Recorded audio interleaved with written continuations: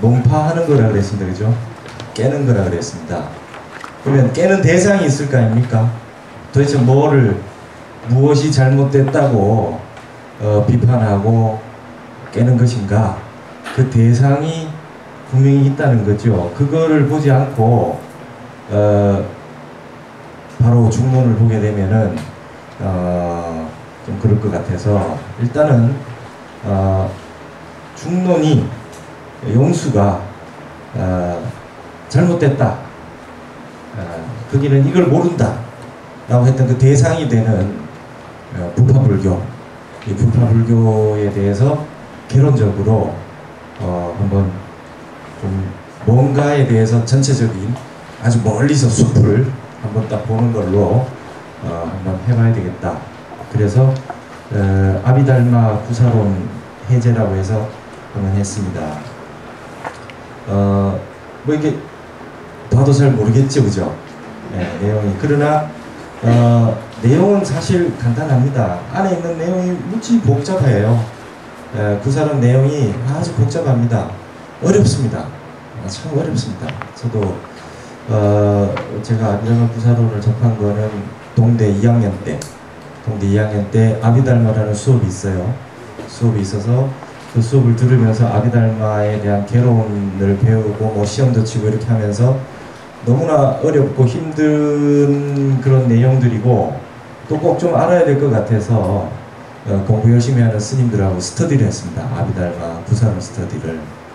그래서 그때 구사론 스터디 했던 교재 책이 이 책입니다. 아비달마 구사론이라고 했는 책인데 진주 경상대에 있는 권호민 교수라는 분이 번역을 했어요. 그러니까 한문으로 되어 있는 현장법사의 한역본을 우리말로 번역했는 책입니다. 지금 있는 구사론 책 중에는 아마 이게 제일 좋을 겁니다. 산스크리트로 되어 있는 아비달마 구사론은 아직까지 우리말로 번역된 분이 없습니다. 그래서 아비달마에 대해서 이렇게 연구하는 분이 많지도 않고 그리고 이 연구하는 데 있어 아직 연구 성과가 그렇게 많지 않습니다. 근데 그 중에 제일 유명한 분이 권호민 교수입니다. 구사론 요런 책이 4권입니다. 4권으로 돼 있어요. 4권이 아비달마 구사론입니다. 여기 드릴 테니까 한번 쭉 안에 뭐 어떤 게 있는가 한번 돌려서 저기 한번 보십시오. 거기 보시면 책에 앞쪽에는 열심히 봤습니다. 제가 아침에 열심히 봤는데 순서대로 쭉 한 번씩 다 수업 끝날 때까지 이렇게 한번 돌려보십시오. 앞에는 쭉 열심히 보다가 중간쯤에 이제 안 본 부분이 있어요. 제가 이렇게 딱 봄대까지 표시해놓고 스터디가 거기서 끝났어요. 6개월 했는데 그리고 수업을 아비달마는 이제 이거 4권에 해당하는 내용을 개론서로 해서 전체적으로 배우고 시험을 봤겠죠. 뭐 아비달마 다 A+ 받고 다 했는데 하지만 참 혼자 보기 힘든 책이다. 참 어렵습니다. 참 어렵고 분석적인 책이면 분석적인 책인 만큼 어려워요. 그러니까 제가 출가하기 전에 대학교 다닐 때 철학 학회를 했습니다. 1학년 때부터. 그래서 서양 철학사도 보고 동양 철학사도 보고 했는데 서양 철학사를 쭉 보다 보면서 처음에는 이제 학회라고 하는 데를 들어갔어요. 왜 대학교에 가면 동아리라고 하는 걸 하잖아요. 근데 서클 하는 동아리 활동을 딴 건 안 하고 저는 이제 철학 공부하는 스터디를 하는 데로 들어갔어요. 갔는데 가서 보니까 90대 초반이니까 이제 의식화 교육하는 학회. 모든 학회가 철학 학회가 의식화. 예를 들면 변증법적 유물론 배우는 거예요. 그래서 막스 레닌주의 1학년 때 전부 서양 철학사 전체를 변증법적 사관에 의해 가지고 유물 사관에 의해서 쓴 책들을 보는 거예요. 그래서 거기서 열심히 보고 친밀하게 되면 이제 대마로 나가는 겁니다. 이제 거기에 이제 활동을 했어요. 그러니까 처음에 들어갔을 때 저는 이제 순수한 철학을 공부하러 들어갔는데 그게 아니었던 거죠. 그 뭐 1학년 때 당연히 뺀질뺀질했겠죠, 그죠? 그 이제 2학년이 되는데 2학년이 되면 이제 후배가 들어오면 이제 내가 이제 그거 가르쳐서 같이 데모되고 나가야 되는 겁니다. 예전에 다 해보셔서 아시는 분들 많을 거예요. 근데 1학년 때만 해도 대학생들이 많이 죽었어요. 대마다 죽고 막 이렇게 그러면서 세상에 대해서도 실제로 알게 되고 뭔가 불합리한 뭔가가 존재한다는 걸 알게 되고 그 사람들이 그저 그냥 우리가 말하는 소위 말하는 빨갱이이기 때문에 저러는 것만은 아니다라는 걸 알았죠. 그래서 이제 고민이 생겼습니다. 2학년이 돼서 내가 이걸 계속 할 거냐 아니면 말 거냐. 그래서 뺀질거리면서 안 봤던 책들을 좋다 그러면 도대체 뭔데 내가 한번 다 보자. 그래서 방학 동안 혼자서 열심히 봤습니다. 하여튼 뭐 열심히 보고 2학년 딱 가서 좋다 난 철학반 계속 하겠다. 그래서 딱 하는데 저는 벌써 이제 이제 중고등학교 때의 그런 이 동양 철학 이런 그 책들도 보고 해서 그런지 분명하게 객관적으로 보자. 말하자면 학생 운동을 하고 젊은 열기로 이 나라를 생각하고 걱정하는 건 좋고 하지만 예를 들면 막스 레닌주의를 보더라도 정확하게 보자. 왜곡해서 보지 말고 객관적인 시각으로. 그래서 굉장히 철학 공부를 굉장히 열심히 제가 2학년 되고 난 다음부터는 아주 스파르타식으로 열심히 진짜 철학을 봤어요. 소크라테스부터 시작해서 열심히 봤어요. 그렇게 본 게 나중에 가서 굉장히 힘이 됐어요. 나중에는 제가 3학년, 4학년 될 때는 학생회장을 하고 할 정도로 이론에 빠삭한. 그러니까 이 막스의 자본론 다스 카피탈을 독일어 번호로 보자고 덤벼들 정도로 그렇게 열심히 봤었어요. 그래서 다른 철학들도 서양 철학을 덕분에 서양 철학사를 뭐 러셀 거부터 시작해서 여러 종을 서양 철학사를 다 봤던 것 같아요. 그래서 그때 제가 출가하기 전에 이제 나오기 시작했던 게 포스트 모더니즘이라는 거였어요. 우리나라에 처음으로 이제 번역이 돼서 나오기 시작하는 그런 책들이었는데 요즘도 유행하고 있는 책들이 그때 처음 나왔는데 아마 제가 그때 책 나오고 제일 먼저 사서 봤던 아마 1세대로 그것들을 유학한 분들 아니면 봤던 세대였던 것 같아요. 이 얘기를 왜 하냐 하면은 서양 철학사에서 받는 책들 중에 정말 어려운 책들이 있었습니다. 그게 이제 칸트의 순수 이성 비판, 헤겔의 정신현상학, 그다음 비트겐슈타인의 논리 철학 논고, 그다음 화이트헤드의 과정과 실제. 뭐 이런 책들은 독일 사람이 독일어로 봐도 적어도 무슨 말인지 잘 모르는 그 정도로 어려워요. 그러니까 그걸 번역해 놓은 한국어로 봐도 분명히 한국말로 돼 있는데 무슨 말인지 모르겠더라고요. 그러니까 그때 처음에 그랬습니다. 내가 한국에 태어나서 한국인으로 국어를 잘했고 대학에 들어왔고 멀쩡하게 다 읽을 줄 아는데 봤는데 아는 말이 별로 없다. 이거 왜 이러냐. 철학을 이렇게 해야 되냐 말이지. 철학이 도대체 번역이 잘못된 거냐 아니면은 원래 내용이 이런 거냐 도대체 이유가 어디 있느냐. 첫 질문은 그거였습니다. 왜 이렇게 어렵냐. 지금 와서 생각을 해보면 말하자면 우리로 놓고 보면 선어록 같은 거 있잖아요. 깨쳐야 아는 내용 같은 거. 그러니까 헤겔의 정신현상학 같은 경우는 헤겔이 아니면 알기 어려운 뭐 그런 수준인 것 같았어요. 그래서 제가 대학교 3학년 때 철학과에 가서 헤겔 철학이라는 수업을 들었습니다. 직접 독일에서 유학하고 온 교수님한테. 근데 그분도 헤겔 철학이 전공이 아니었어요. 그 사람은 이제 신학이었어요. 전공이 신학이어서 중세 신학, 토마스 아퀴나스 뭐 이런 사람들 이런 철학이었어요. 근데 독일어를 아주 잘했던 독일 유학파인데 근데도 자기도 헤겔 철학 잘 모르겠다 합니다. 그래서 나중에 진짜 독일에서 헤겔 철학 전공한 사람을 데려와서 특강을 했는데 그때 헤겔의 정신현상학을 독일어 본하고 한국어 본을 놓고 배우고 있었는데 그 사람이 20년 헤겔 철학하고 독일에서 온 사람이 하는 말이 나도 잘 모르겠다 합니다. 나도 잘 모르겠다 그래요. 근데 20년 독일에서 헤겔 철학 전공하고 난 다음에 그걸로 박사 받고 거기서 강의하고 있는데 자기가 안 거는 헤겔의 정신현상학은 서론이 결론이라는 사실을 알았다는 거예요.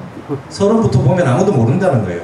본론 결론 다 보고 서론 봐야 된다. 그 정도는 압니다. 이러면서 이제 서론이 결론이기 때문에 여기 있는 내용을 알게 되면 해결을 다 안다. 뭐 이렇게 얘기를 하대요. 우리는 서론부터 읽어보고 있었는데 교수랑 같이.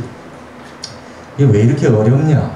왜 이렇게 어렵냐? 도대체 이게 모르는 소리를 그 난해한 이야기들을 어떻게 이렇게 저기 해 나가야 되느냐? 이게 어려웠습니다. 그것은 말로 표현할 수 있는 세계가 있고 말로 다 표현하기 힘든 세계가 있는데 말로 표현하기 힘든 세계를 언어로 분석적 언어로 하다 보니까 굉장히 이 말로 해도 부족하고 이 말로 해도 부족하고 이러다 보니까 복잡한 언어의 형식이 붙어서 그렇다는 거라는 결론이 생겼어요. 지금 스님이 돼서 보면. 그리고 인도 유로피안 어족이 라틴어, 독일어, 프랑스어, 영어 이게 전부 다 분석적인 산스크리트도 그렇습니다. 저도 동대 1학년 들어오자마자 버머 수업을 듣고 산스크리트를 공부를 하기 시작했는데 굉장히 과학입니다. 언어가 아주 과학 같아요. 수학 같고 그러니까 그런 언어 영역에 있는 똑같은 부류라는 거죠. 라틴어 같은 것도 전부 다. 근데 이 사람들이 이제 그 논리적 언어에서 한계를 느낍니다. 그래서 비트겐슈타인의 아까 말했던 그 논리 철학 논고라는 책 마지막에 결론이 뭐냐 하면 말할 수 없는 것에 대해서는 침묵하라는 거예요. 결론이 그래요. 논리적으로 계속 분석해서 마지막 결론이 말할 수 없는 것에 대해서는 침묵해라. 말로 할 수 없다. 비트겐슈타인이 이 수학자고 철학자인데 마지막 결론 그거였던 기억이 나요. 그리고 칸트도 인간에게는 순수 이성이 있다는 거예요. 아주 위대한 그 이성이 있다는 거예요. 신에 버금가는 이성이 있다는 겁니다. 그래서 이 중세의 모든 게 신의 피조물인 인간이 신의 피조물인 신의 이성을 인간이 가지고 있다는 거죠. 그래서 계몽주의가 시작됐잖아요.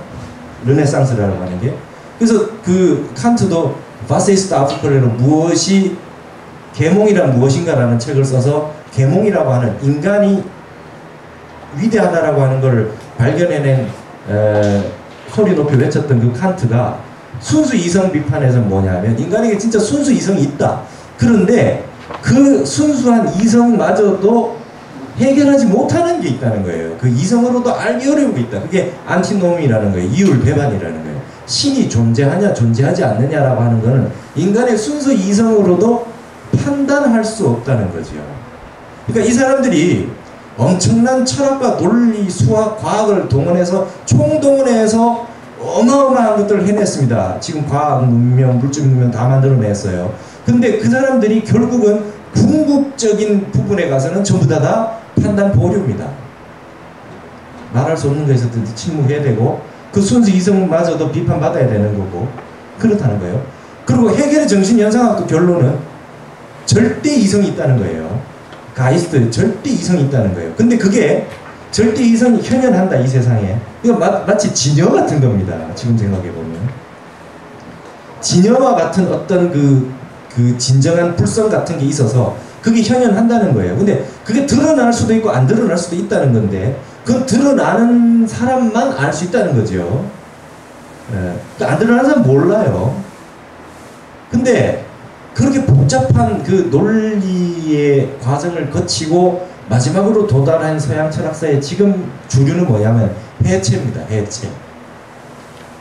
Deconstruction. 건물을 세워놨는 걸 다시 부수는 거예요. 서양 철학사 역사 전체를 다시 깨는 거예요. 왜? 논리로 돼 있기 때문에. 논리로는 못한다는 거예요. 데리다 푸코 전부 다 해체입니다. 이 사람들이 전부 불교 공부해가지고 동풍을 맞아서 동양 바람을 맞아서 이 사람들이 전부 해체해야 된다는 거예요. 서양 철학의 결론이 포스트 모더니즘이 더 이상에 나올 거는 다 나왔다. 근데 결론 안 난다는 거예요. 해체라는 거예요. 그러면 언어로 되어 있는 모든 논리 분석, 논리 실증주의 뭐 이렇게 전부 다 모든 것들은 결국에 가서는 언어의 한계성을 절감하고 항복하는 거로 끝났다는 거예요. 지금 구사론이 모든 걸 분석합니다. 지금 구사론이라는 것은요, 세상에 있는 제법을, 모든 존재를 하나하나 분석하는 겁니다. 그래서 구사론에 보면 없는 게 없어요. 모든 걸 다 논리적으로 다 분석해 놨어요. 그게 구사론입니다. 구사는 코샤입니다. 코샤. 코샤는 창고라는 거예요. 창고. 이 세상에 있는 모든 존재에 대해서 다 분석해서 여기다가 다 창고로 저장했는 곳간이라는 거예요. 그거를 용수는 깨는 겁니다. 그러니까 용수가 깨는 대상은 아비달마입니다. 소승불교. 그걸 부파불교라는 거예요. 그래서 지금 도대체 아비달마의 세상에서는 불법이라고 하는 세상을 어떻게 봤고, 용수가 봤을 때는 아비달마에서 만들어 놓은 모든 그 논리가, 논장이 부처님 불법에서 봤을 때 무엇이 잘못됐느냐라고 하는 것을 깨들어가는 게 용수의 중론입니다. 그렇기 때문에 뭐 우리가 지금 능가경에 봤듯이 아니불자가 계속 나와요. 그죠? 불례불거, 불생불멸 나옵니다. 왜 자꾸 부정하느냐? 도대체 뭐를 부정하느냐? 자꾸 부정한다라고 했을 때 부정하는 대상이 있습니다. 그 대상이 우리 북방에서 얘기하는 소승불교고, 소승불교 이꼴 초기불교에서 넘어온 부파불교고, 그게 바로 아비달마입니다. 그래서 아비달마에 대해서 좀 설명할 필요가 있습니다. 그러니까 이렇게 본다면 우리 불교사의 역사에 있어서는 논리로 분석하는 게 이미 1500년 이전에 이미 깨졌어요. 그죠? 근데 서양은 20세기 와서 그걸 했다. 언어 분석으로, 논리로, 과학으로, 수학으로 뭔가 이 세상의 진리를 증명할 수 있다고 했던 그 세계를 깨부수기 시작한 게 불과 얼마 안 됐다는 거예요. 네. 20세기 와서 했다는 거예요. 그러니까 그 시대의 용수, 지금 포스트 모던이라고 하는 것은 서양에게는 이제 용수의 철학이 일어난 겁니다. 서양의 신학이라고 하는 것들, 뭐 이런 것들을 전부 깨기 시작한 거. 서양의 이성 철학이라고 하는 거. 깨기 시작한 거. 예.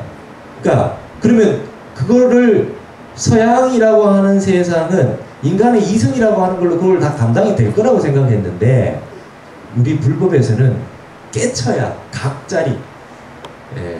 반야신경에서 말한 안욕따라 삼맥 삼본이라고 하는데 도달해야지 아는 거지, 반야지혜로 아는 거지, 머리로서 하는 거는 절대로 안 된다. 이게 결론이었다는 거.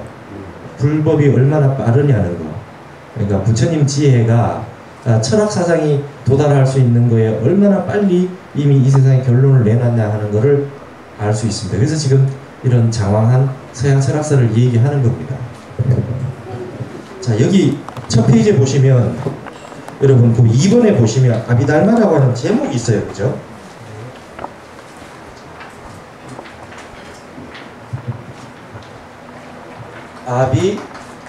아비달마 부사론입니다. 이거는 경율론 3장 가운데 논이죠. 논장이라는 얘기입니다. 그건 당연한 거고요. 그 다음에 여기 아비가 뭐뭐에 대하여라는 뜻입니다. 뭐뭐에 대하여. 영어로 그냥 about 하고 같습니다. 아비하고 about이 어떻게 어원적으로 관계가 있는지는 모르겠지만 뭐뭐에 대하여입니다. 그냥 아비라고 하는 것이. 달마가 여러분 아시다시피 달마야중 하시죠? 3기 불타야중, 달마야중, 승가야중 합니다. 그럼 일단 달마라고 하는 건 법이라고 하는 건 아실 겁니다. 이 팔리오로는 담마라 그럽니다. 그리고 산스크리트에 다르마라고 하고요. 구사라고 하는 게 코샤입니다. 코샤인데 이 코샤라고 하는 게 말하자면 그 뜻이 창고, 저장, 곳간입니다. 이게 저장할 장자를 썼죠. 그죠? 번역을. 근데 이게 발음은 코샤인데 음으로 그대로 가지고 와서 중국인들이 음으로 이렇게 바꿨는데 구사라고 바꾼 건데, 코샤라는 발음을 가지고 가져왔는데, 그래도 이게 저장 창고라는 의미가 있으니까 한자에는 뜻이 있으니까 그냥 구사 뭐 이렇게 할 수는 없잖아요. 그렇죠? 그렇지 않겠습니까? 뭔가 이 뜻을 담고 있는 한자로 만들면 되겠죠. 모두 다 라는 뜻이고, 모두 다 집이래요. 모든 걸 다 갖춘 집이다. 복간 창고라는 뜻이 이렇게 될 수 있겠죠. 그래서 이렇게 번역을 했습니다. 이게 한자의 특징이죠. 발음만 바꾸는 게 아니라 뜻도 이렇게 할 수 있어요. 여러분 저 코카콜라 중국 사람들 어떻게 씁니까? 이렇게 쓰지, 그죠? 가구가락. 이거 우리가 볼 때 가구가락이 뭐냐 하지만 중국은 발음이 거코컬러입니다. 거코컬러. 네. 거코 맛있는, 컬러 즐거운 이런 뜻이에요. 그러니까 이렇게 마셔보면 이렇게 맛도 있고 즐겁다는 뜻을 그냥 갖다 붙인 거죠. 발음에 제일 가까운데 좀 뜻을 맞춰서 만들어내 보는 거죠. 그래서 지네들도 컬러 이럽니다. 예. 커피도 카페라고 쓰죠. 그 발음이 카페입니다. 카페, 커피, 카페. 그리고 미니스커트? 미니스커트 재밌겠습니다. 미니친입니다. 미니친. 이거는 군자는 치마 군자고 춘즈라고 늘 쓰는 거고요. 당신을 미혹하게 하는 치마. 미니친 이렇게 씁니다. 그러니까 그냥 미니라고 하는 발음을 가지고 오는데 뜻을 갖다가 만들어 보는 거죠. 지네들 마음대로. 그러니까 치마는 춘즈니까. 그러니까 미니친 그러면 미니스커트 이렇게 되는 거죠. 그러니까 구사론도 똑같습니다. 코샤라고 하는 저장 창고라는 뜻을 가장 가까운 발음으로 가지고 오고 뜻은 창고라는 뜻을 여기에 모든 걸 다 가지고 있는 저장 창고.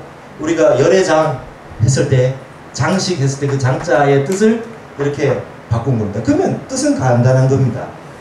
법에 대한 모든 것이 다 담겨 있는 창고 같은 여러 논사들의 논장 이런 뜻이죠. 아비달마 구사로. 됐습니까? 근데 여기서 달마라고 하는 게 그럼 뭐냐라는 거예요. 여기는 우리는 삼귀 할 때 불타야중, 달마야중, 승가야중 했을 때 그 달마는 부처님이 설하신 진리, 그렇죠? 그렇게 보잖아요. 근데 달마라고 하는 뜻은 굉장히 뜻이 많습니다. 여러분 안이비설 신의가 있잖아요, 그죠? 색성향 미촉 법입니다, 그렇죠? 그러니까 육경으로서의 법은 뭡니까? 내가 눈이 있고 눈이 보는 대상으로서의 색경이 있듯이 내 머리로 생각하고 의식하고 뜻으로 생각하는 게 의라면 생각할 수 있는 대상이 법이죠. 맞지요? 그러면 생각할 수 있는 모든 게 다 법입니다. 그래서 모든 존재 같은 겁니다. 세상에 예를 들어서 어떤 사람은 무신론자는 신이 없다고 얘기하겠지만은 신 그랬을 때 머리로 눈에 보이지 않아도 머리로 생각할 수 있는 대상이니까 이미 의식의 대상이 되는 겁니다. 보이지 않더라도. 그렇죠? 이미 신 하면 신이라고 하는 말이 있잖아요. 그렇죠? 네. 또 귀신 그러면 귀신이라고 하는 게 나는 귀신이 있다고 믿지 않아 이런 사람이 있지만 이미 그 말이 있고 생각의 대상으로서 존재합니다. 그런 의미로서의 존재, 현상, 뭐 조건 모든 게 그 다음에 이제 여기에 진리라는 뜻도 있겠죠. 이 달마라고 하는 뜻이 굉장히 다양합니다. 그래서 여기에서 아비달마라고 했을 때 달마는 이 진리라는 뜻이 당연히 있겠지만 거기에 덧붙여서 모든 생각의 대상이 되는 모든 존재입니다. 굉장히 뜻이 넓어요. 그러니까 아비달마 책에 보면 없는 게 없습니다. 모두 다루고 있는 게. 그렇지만 일단은 기본적으로 부처님께서 말씀하셨던 중요한 거 고진멸도 사성제 고진멸도에 대한 것들, 그 다음에 12연기에 대한 것들, 그 다음에 욕계생계 무생계에 대한 거, 안이비설 신이 색성향 미촉법, 육근, 육경, 육식, 12처, 18개, 그 다음에 오온, 온척에, 그쵸? 이런 것들이 지금 모든 게 존재잖아요. 모든 대상들이잖아요. 그 다음에 욕계생계 무생계, 그 다음 3계, 뭐, 그 다음에 8정도 하면 여기에 들어가는 여기에 해탈, 열반 이런 것들 전부 다 무위법, 유위법, 무위법 전부 다 이 아비달마의 대상이 됩니다. 그럼 이런 것들을 낱낱이 분석하는 겁니다. 아비달마에 대해 가지고는 아비달마 부파 불교 이러면은 딱 생각하셔야 될 게 뭐냐면 이 사람들은 분별이란 말을 굉장히 좋게 쓴다는 거. 분별. 제가 이게 제명이라고 됐는데 보시면 아비달마 코샤 사스트라 돼 있는데 아비달마 제법에 대한 것을 소유한 곳간의 논장 이렇게 돼 있는데 여러분 그 밑에 보시면 부사론의 구성이 있잖아요, 그죠? 이게 지금 제가 돌려보는 책 그 권호민 교수 책 4권으로 번역된 걸로 볼 것 같으면 1권에 계품 돼 있죠. 근품. 이거 뭐 하는지 아시겠죠? 계품은 틀림없이 뭡니까? 18개겠죠. 그죠? 그 다음에 근품 6근입니다. 그죠? 근데 여기에 아비달마에는 6근이 아니라 22근이 나와요. 근을 낱낱이 분석해서 22가지로 나눠 놓습니다. 그러니까 고근, 우근 이런 거 있어요. 고통을 느끼는 근, 우근, 근심을 느끼는 근 이렇게. 그러니까 6근만 있는 게 아니라 22근이 있어요. 이렇게 나눠 놓습니다. 그래서 두 번째 권에 가면 세간품 이렇게 돼 있죠. 세간품. 세간품 아까 말한 뭐 요괴 새끼 무새끼 하는 하늘나라 있잖아요. 뭐 지옥 주기 깼고 그죠? 세간을 구성하는 그런 것들이 있겠죠. 그 다음에 업품, 업이 나오죠. 이제 업 나와야 되겠죠. 그 다음에 수면품이라고 하는 게 잠자는 게 아닙니다. 이게 잠잘 숫자가 아니라 따를 숫자인데 수면이라는 게 번뇌입니다. 번뇌. 그래서 아비달마에서는 수면이 98수면입니다. 번뇌가 98개가 있대요. 그래서 그 번뇌를 낱낱이 다 분석합니다. 번뇌를 낱낱이 다 분석해요. 그리고 현성품, 그 다음에 이제 그거를 번뇌를 하나씩 끊어 나가게 되면 어떤 번뇌가 끊어지고 그 다음에 어떤 선정에 들면 어떤 번뇌가 끊어지고 뭐 이렇게 하나씩 이제 끊어지는 걸 설명하겠죠. 그러면 이제 그 아라함가를 증득해 나가는 과정까지 어느 정도 공부가 되고 현자가 되고 성인이 되고 이 단계들이 있겠죠. 어느 번뇌가 끊어지면 이게 이제 현성품이지요. 그 다음 지품, 그 다음에 깨달음의 지혜, 그 다음에 정품 선정 이런 거죠. 그래서 지금 보실 것 같으면 오른쪽에 보면 제법이란 말을 폈습니다. 모든 달마, 모든 제법에 대해 가지고 그게 괴로움과 깨달음을 나눠서 전부 고진멸도 아닙니까? 맞죠? 옆에 보시면 괴로움의 세계, 괴로움의 원인, 괴로움의 조건, 괴로움의 깨달음의 세계, 원인, 조건 이래가지고 마지막 9번째는 무아가 아닌 유아를 주장하는 타종을 비판한다 이렇게 되어 있습니다. 그러니까 여기에는 하여튼 부처님이 설법해 놓으셨던 아함경에 나온 니까야에 나온 이 사성제 8정도 12연기 6군 6경 60 원척의 이런 내용들에 대해 가지고 철저하게 토론하고 분석한 거예요. 부처님 인멸 이후에. 그러니까 여러분 그 불교사 기억해 보시면 결집이 있었잖아요. 그죠?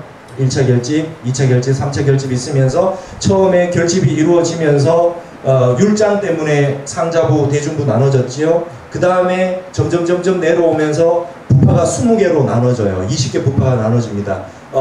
처음에는 율장 문제 때문에 나눠졌던 게 나중에는 이제 이 논의들이 확장돼서 막 변화됩니다. 부처님은 안 계시고 이게 맞냐 저게 맞냐 따지기 시작하면 각자 이론이 달라지니까 나는 이렇게 생각한다라고 하는 학파가 있고 반대로 생각한다는 학파가 있고 이렇게 나눠지게 되는 거죠.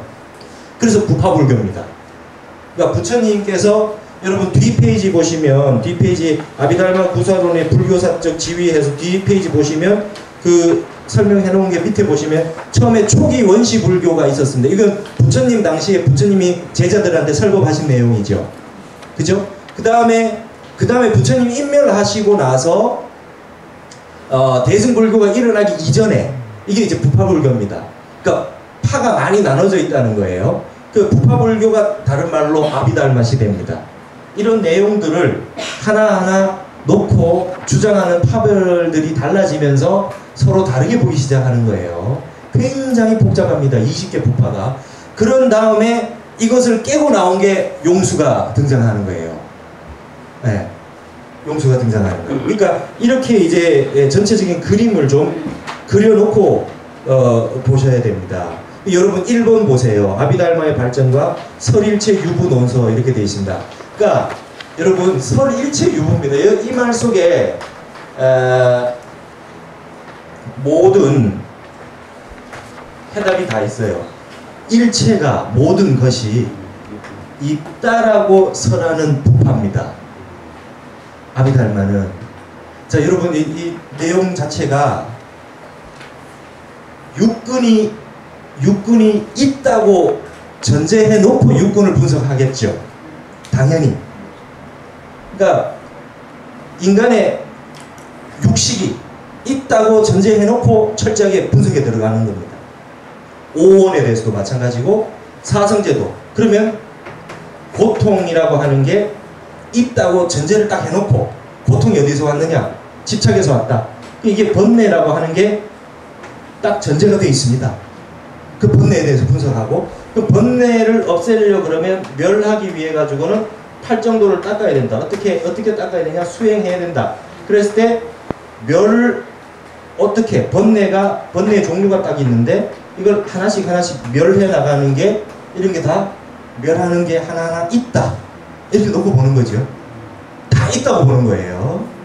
다 있다고 보는 거예요. 그러니까 번뇌가 98개가 있는데 수행을 통해서 어떤 수행을 해서 어느 경지에 도달하면 어떤 번뇌가 끊어지고 어떤 걸 해서 어떻게 하면 어떻게 끊어지고 딱 이렇게 수학 공식처럼 아까 말한 제가 서양 철학사에 논리적으로 분석적으로 딱딱딱딱 이렇게 나눠가지고 설명하듯이 진짜 그렇게 합니다. 그러니까 책이 제가 아까 얘기했던 그런 어려운 책들만큼이나 어렵습니다. 아비달마 부자론. 혼자 보기 힘듭니다. 다 못 봤어요. 다 못 봤습니다. 1권은 반보다 말았고 뒤에 있는 거 중간중간에 제가 필요한 부분 보다 말았지 다 못 봤습니다. 그래서 구사론은 언제 한번 다 보긴 봐야 되는데 근데 여러분 이거 솔깃하지요?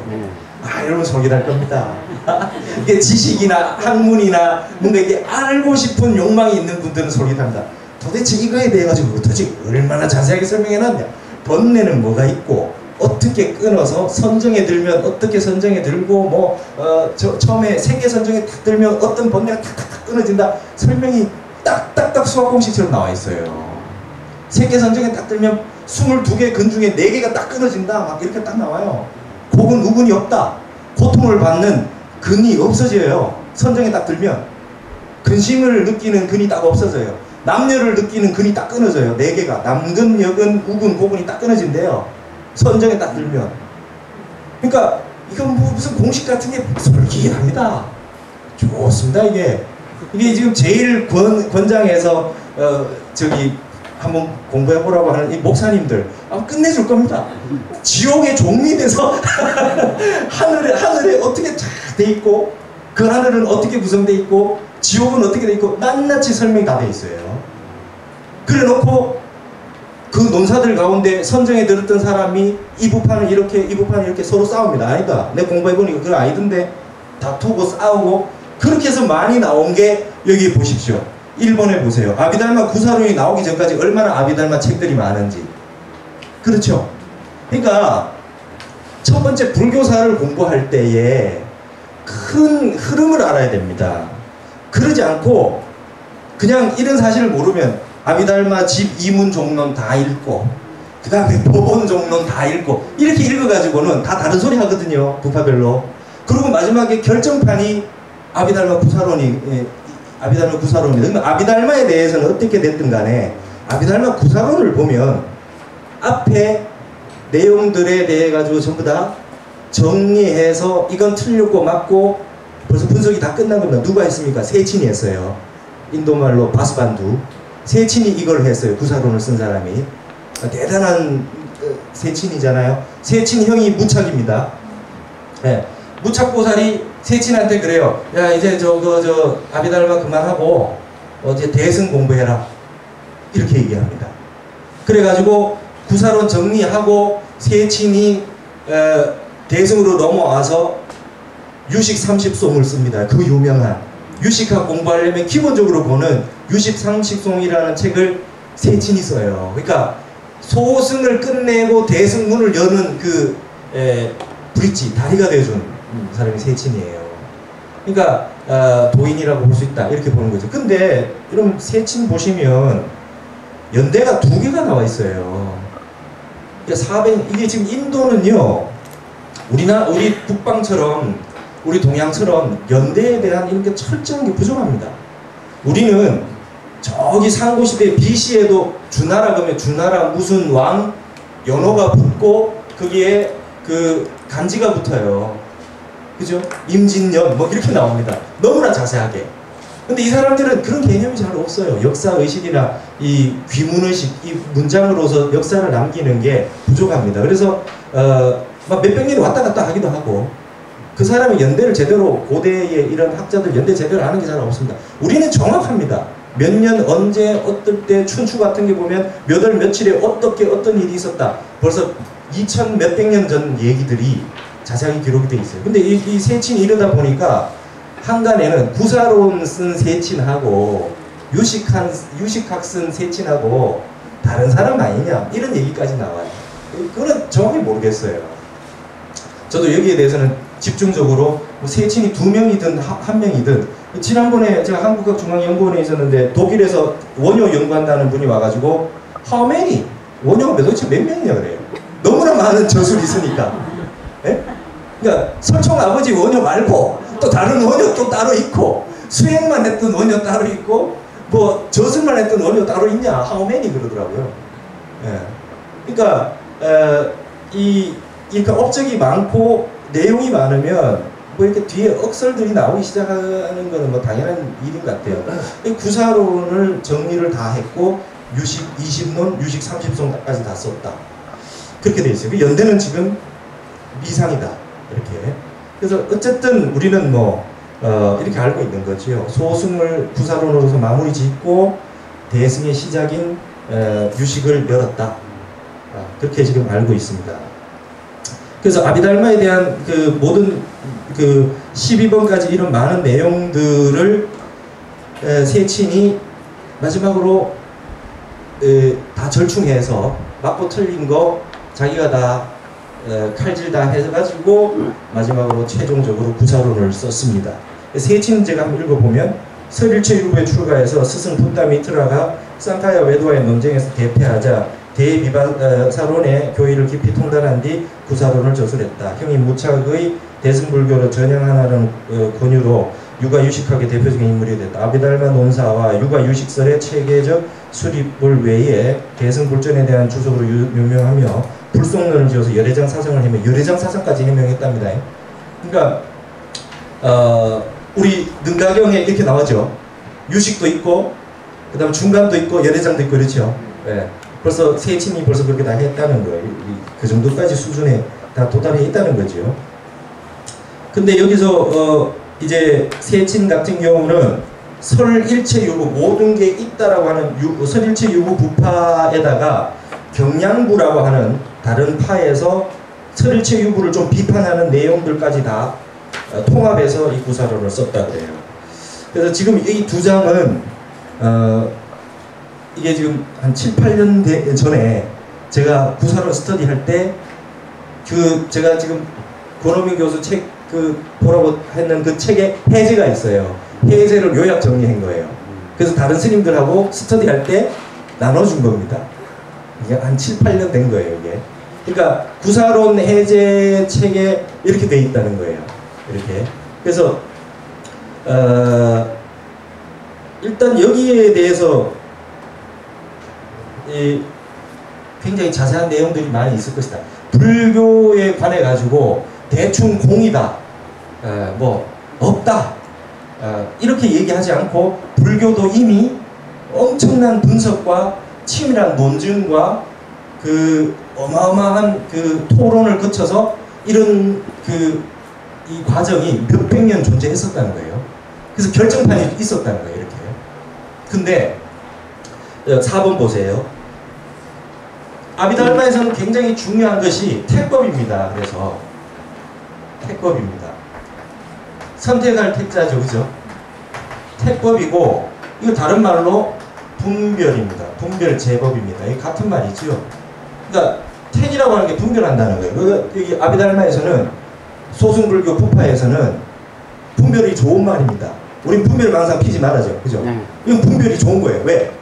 법에 대해서 부처님 말씀해놓은 고집멸도에 대해서 자세하게 하나하나 따지고 들어가지고 하나하나 정확하게 택법하는 거예요. 딱 이 번뇌라고 하는 게 98번뇌가 있으면 그게 중복되지 않게 딱 빠진 거 없이 정확하게 딱 분별이 돼야 된다는 거죠. 이렇게 제법 분별이라는 거예요. 이제 좋은 말이 있는 거죠. 여기서는 아비달마. 그래서 유부 아비달마의 제법 분별이란 유위 고로 전제되는 현상의 모든 존재를, 여기 모든 존재란 말 나왔죠. 이게 다른 말입니다. 모든 존재를 존재로서 성립하게 하는 각종 조건들, 이것도 제법이에요. 를 논리적으로 분별하여 인간의 다양한 존재 양식을 밝힘으로써 그 같은 괴로움의 존재로부터 벗어난 무위 멸의 상태를 획득하려는 교설이다. 즉 아비달마의 목적은 무루 정해를 드러내어 그것을 통해 세간을 생사로 유전하게 하는 번뇌와 업으로부터 벗어나고자 하는 것으로, 그러기 위해서는 반드시 제법 분별이 선행되어야 하는 것이다. 여기서 제법이란 현상 세계를 구성하는 원인과 조건 혹은 세계에 대한 인식을 가능하게 하는 존재로서 자성을 지닌 자기 원인적 존재들을 말한다. 전부 존재로서 있다고 전제하고 하나하나 분석에 들어가는 겁니다. 하나하나 분석해서 고통의 원인, 번뇌의 원인, 우리가 지금 이렇게 이 중생 노름을 하고 있는 원인이 뭐냐, 해탈하지 못하는 원인이 뭐냐 해놓고 그 하나하나를 어떻게 소멸시켜서 열반으로 들어갈 건가, 이렇게 하고 있다는 거예요. 그러니까 전제가 있다는 겁니다. 전제가 있다는 거예요.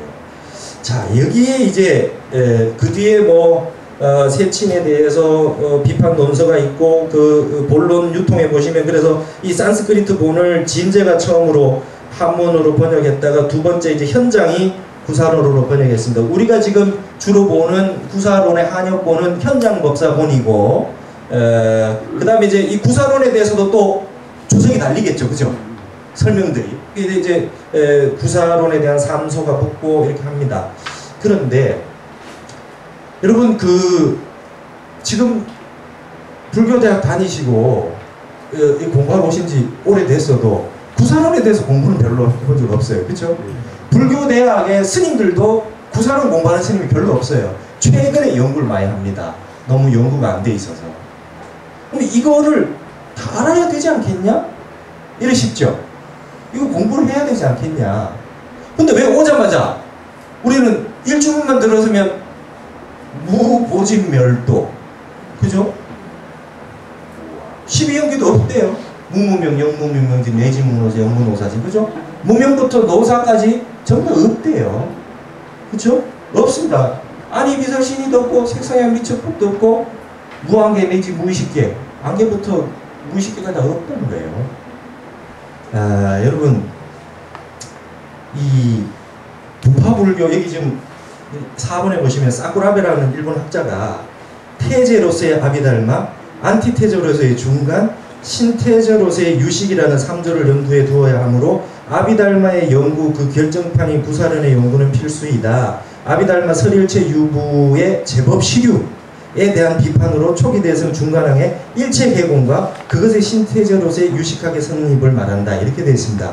그러니까 여기 부처님이 오셨다가 열반에 드시고 난 다음에 부처님이 안 계신 동안에 막 상자부 대중부 나눠서 20개 부파가 나눠졌을 때 이 부파의 시대는 무엇이 주된 시대냐면 아비달마의 시대입니다. 택법하는 시대입니다. 법에 대해서 부처님 말씀하신 것에 대해서 낱낱이 알아야 되겠다는 거예요. 낱낱이 알았다. 이게 정입니다. 근데 이거에 대한 반대급부로 나온 게 용수입니다. 용수의 중론이 이렇게 나옵니다. 그러니까 용수가 비판하고 반대하고 나왔던 대상이 아비달마입니다. 예, 아비달마입니다. 그래서 용수는 딴 말을 하는 게 없어요. 아니다는 거예요. 그죠? 이것도 아니고 저것도 아니고 팔불 중도라는 거예요. 아니다는 겁니다. 여러분, 버머도 어족이 인도 유로피안 어족이에요. 저쪽에 영국, 프랑스 저쪽하고 어족이 같아요. 알파베틱입니다. 알파벳으로 다 되어 있습니다. 그래서 언어 구조가 굉장히 비슷합니다. 우리가 이제 무아라 그럴 때 아나트만이라 그러는데, 그죠? 아나트만이라 그러는데, 이게 아니라고 하는 게 이게 아니다는 건데, 이게 우리 무아라고 이렇게 번역하잖아요. 근데 이쪽 동네는 이 무나 비나 불이라고 하는 걸 다 똑같이 그냥 안 하나로 다 씁니다. 똑같이. 우리는 좀 다르죠. 이거는 없다는 거고 이거는 아니다라고 하는 게 너무 하지 않다라는 거지요. 근데 이거 똑같이 씁니다. 영어도 그래요. There is not a boy. 여기에 소년이 없다예요. 그죠? 똑같이. 그죠? 네. I'm not so happy. 그죠? 행복하지 않다예요. 그죠? 여기에 not은. 맞죠? 네. 그 다음에 이거는 좋은 게 아니다. not good. 그죠? This is not good. 그럼 이게 아니다는 거예요. 이게. 똑같은 not 하나 써놓고 없다, 아니다, 않다 다 씁니다. 산스크리트도 그래요. 이게 지금 아니다라는 그러니까 팔불중도에 했을 때 불은 없다, 아니다, 뭐 이거 다 되는 거예요. 다 비판한다는 얘기입니다. 용수가 비판하고 이걸 이제 한자로 이제 우리 뜻으로 볼 때는 불생불멸할 때 생이 무생무멸이나 비생비멸보다는 불생불멸이 가장 뜻이 우리말에 적합하게 번역하기 좋아서 이렇게 쓰는 거지만 그 산스크리트에 나오는 모든 말은 없다, 아니다, 않다라고 하는 전체적인 의미로서의 비판입니다. 용수는 여 앞에 아비달마에서 전제된 이 법에 택법되어 있는 어마어마한 제법들이 이것들을 전체적으로 아니다, 없다, 않다는 거예요. 이거 다 비판하다. 네. 이게 용수입니다. 용수가 나타나서 아비달마를 단번에 깼다는 거예요. 이게 지금 깼다는 거예요. 네. 깼다는 거죠. 여러분, 우리 한국어가 조만간 세계의 아주 중심 언어가 될 겁니다. 저는 그렇게 믿어 의심치 않습니다. 왜냐하면 한국어는 가장 진리에 가까운 말을 쓰고 있어요. 여러분, 프랑스 사람한테 가서 지금 전 세계가 영어가 공용어지요. 영국 사람한테 그 프랑스에 가서 당연히 프랑스 여행 가면 뭐 영어로도 물어볼 거 아닙니까? 그럼 그 사람들 영어로 잘 대답 안 하고 프랑스말 쓰고 이래요. 이상하잖아요. 사람들 좀 너무 심하다고 생각할 거니까. 근데 프랑스 사람에게는 영어는 영국의 언어예요. 그러니까 영국하고 프랑스는 앙숙이잖아요. 100년 전쟁하고. 그리고 프랑스가 봤을 때 영국은 그냥 섬나라예요. 그러니까 프랑스의 자긍심이 문화나 예술이 우리가 낫다고 생각하는데 영어로 물어보니까 속상하다는 거죠. 프랑스 사람은. 마치 우리나라 사람한테 와서 일본어로 뭐를 전 세계가 일본어를 쓰고 있어서 일본어를 물어보면 일본어로 답해 주겠습니까? 안 하는 거죠. 일본어 알아도. 그런 식의 심성이 있다는 겁니다. 그게 지금 영어가 그냥 미국의 사람들이 많이 쓰고 뭐 이렇게 하다 보니까 전 세계 언어가 됐을 뿐입니다. 지금. 예. 제 아는 그 옛날 동창이 불어과를 나왔는데요. 외모고시 준비하다가 불어로 시험을 안 봅니다. 예. 외모고시 되면 아프리카 간대요.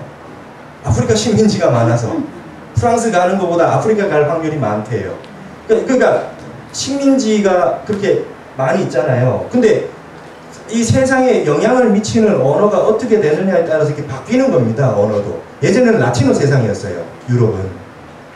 예. 라틴어에서 독일어, 불어, 영어 다 나눠져서 나왔던 거예요. 근데 우리나라 말이 굉장히 보편화가 될 수 있는 요소들이 굉장히 많습니다. 여기 보세요.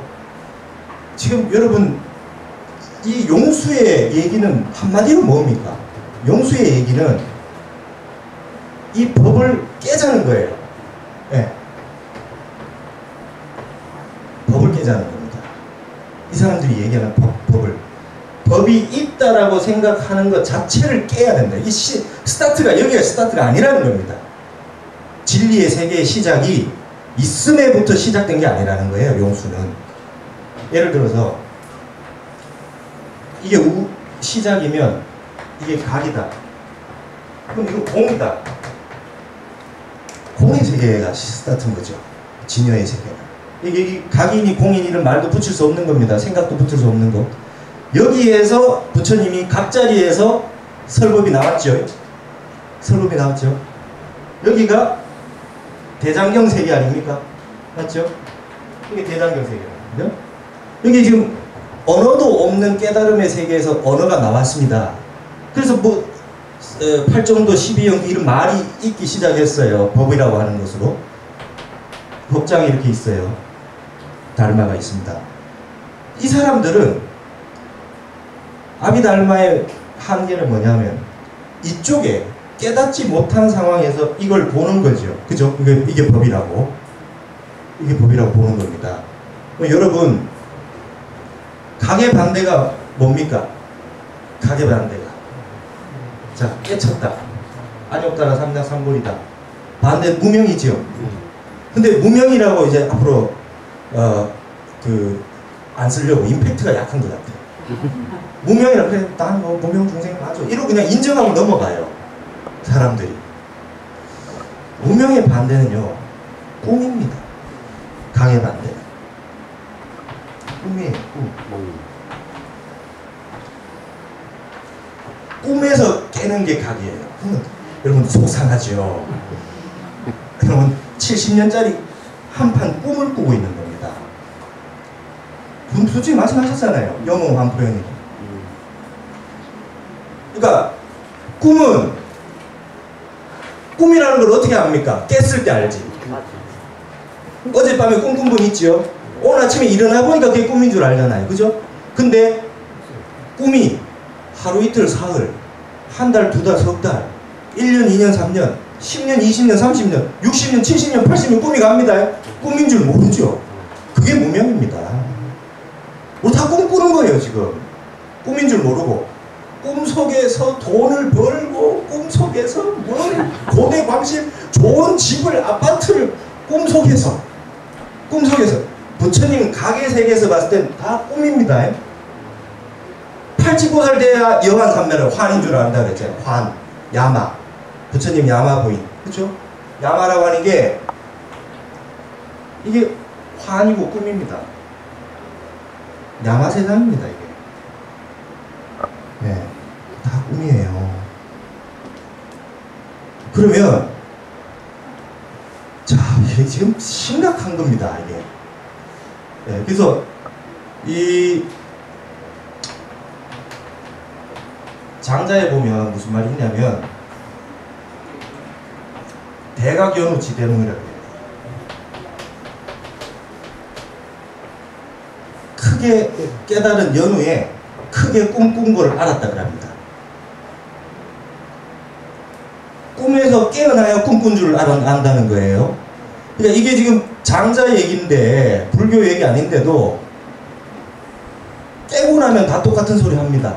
깨고 나면 다 똑같은 소리 하게 돼 있어요. 장자에 보면 호전공이라는 게 나옵니다. 꿈에 나비가 돼서 날아다니는 꿈을 꿨어요. 다 아시죠? 네? 근데 장자가 그래요.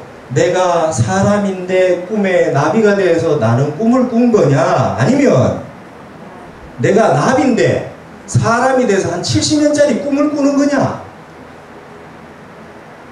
네.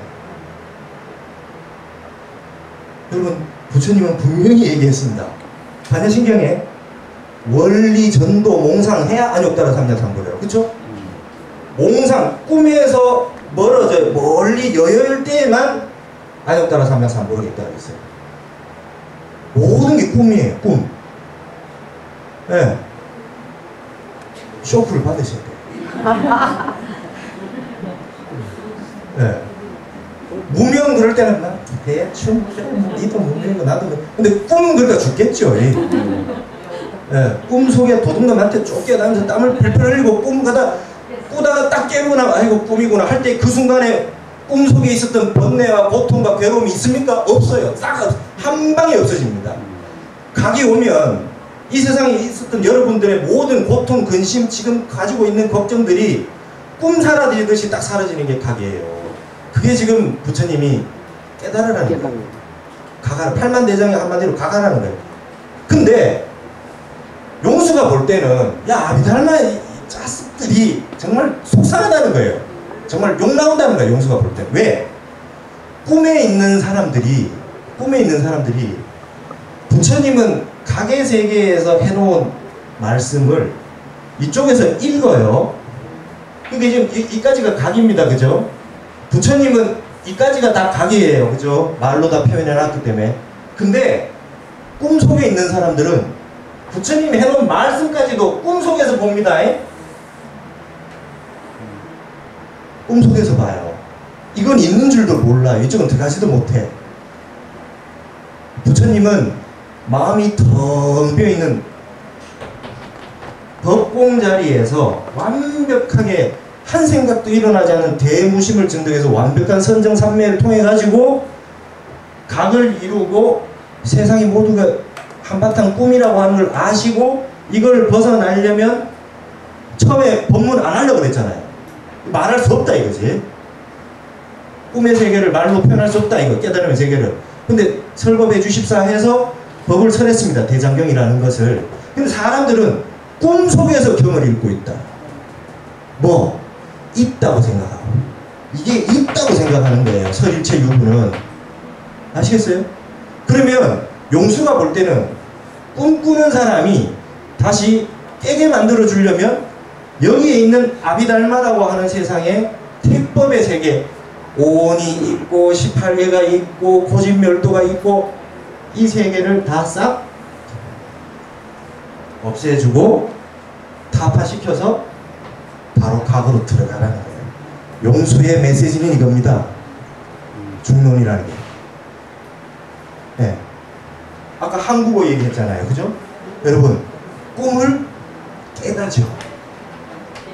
꿈 깨다. 각은 깨지다. 도인의 언어입니다 이건. 여러분 한국어가 세계 최고예요. 이거 누가 이런 말을 쓰겠어요. 근데 꿈을 깨는 게 파죠. 파. 그죠? 이것도 깨다예요. 깨부수는 겁니다. 금강경은 아상을 깨는 거잖아요. 아상, 꿈을 깨는 겁니다. 깨치다, 깨닫다, 전부 똑같습니다. 깨다에서. 꿈 깨는 것, 꿈 깨는 것. 이게 한국어예요. 한국의 언어를 잘 볼 것 같으면 도인이 도를 전하기 위해서 만든 말이다. 이렇게밖에 볼 수 없어요. 그렇죠? 이 또 안 맞는 것 같고 긴 것 같고 아닌 것 같고 그렇습니까? 진짜 그렇잖아요. 꿈을 깨는 겁니다. 깨는 게 깨고 나면 그 자리가 각자리다. 네. 일체유의법은 영롱한 포용이다. 꿈과 같다, 환과 같다, 물거품 같다. 유의법, 뭔가 있다고 얘기했던 거는 일체유의법은 유의의 세계는 전부 다 꿈이다. 이거를 있다라고 하는 세상을 몰라야 끊어져야 각이 온다. 고진멸도가 본래 어디 있냐? 한 생각 일어났을 때, 한 생각 아무 마음도 없다가 한 생각 일어났을 때 한 마음 일어나니까 고가 있었지. 여기서부터 시작해서 고를 분석해서 되겠느냐? 한 마음 안 일어나는데 쑥 들어가가지고 봐야 고가 보이지. 꿈속에서 고를 보고 있으면 고가 이게 번뇌를 98개를 나눠놓은 곰들. 여러분 도둑놈이 98 도둑놈이 밖에 있어요. 그래가지고 집주인이 방에서 도둑놈만 보고 있습니다. 번뇌를. 저놈은 뭐 이렇게 들어오니까 이렇게 막아야 되고 저놈은 이렇게 쳐야 되고 이래가지고는 도둑놈한테 이길 주인이 없다는 겁니다. 애시당초에 원래 내 본래 부처 자리에는 고도 없고 본뇌도 없다는 겁니다. 이게 신수와 해능의 완벽한 차이 아니겠어요? 신수는 시시금불식, 그죠? 나날이 번뇌를 그거 해가지고 털어내가지고 막사유진에 티끌이 없도록 해야 된다는 거예요. 육조는 바로 본래 무일물인데 티끌이 어디 있으며 거울이 어디 있고 말도 안 되는 소리 하지 말아요.